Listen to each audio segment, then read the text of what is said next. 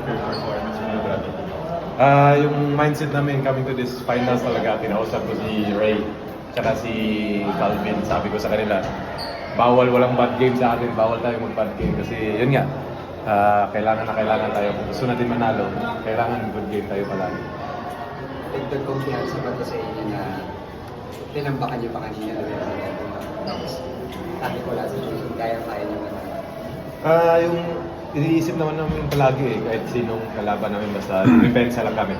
May chance kaming manalo. Yan talaga yung palaging sinasabi ni Coach. Basta dumipensa lang kami. Hey folks, much has been said about sa depensa ka, pero kanina kasi first quarter pa lang, 8-3 na yung TNT, ikaw nakatatlong sunod.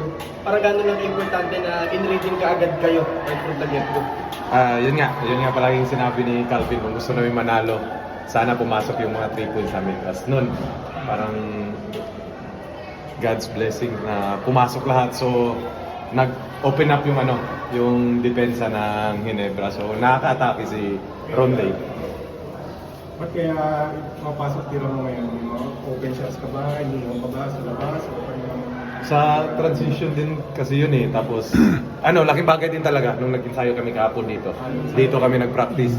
Talagang, nag-shooting ako talaga. Pinasahan ako ni Almon tsaka ni Eximiliano. Di sila tumitira, kundi ako lang yung tumitira. ilang muli ng laro dito? Natatandaan mo? 2 years. Nagdo na ata, 3 years. Kaya kailangan talaga gamayin. Buti na lang, nag-ensayo kami dito kahapon. Siguro, may factor talaga yun. Binisita niyo si Jason? Oo. May story ka nun eh. Oo. Kumusta ang bisita niyo? Yun, okay naman si Jason doon. Tuwang-tuwa nga siya eh. Kasi yung kasama ko yung mga boys, sila yung mga utility namin. So, kami kasi yan palagi, nagtatawanan sa ensayo. So, yun, nagka-break, binisita namin.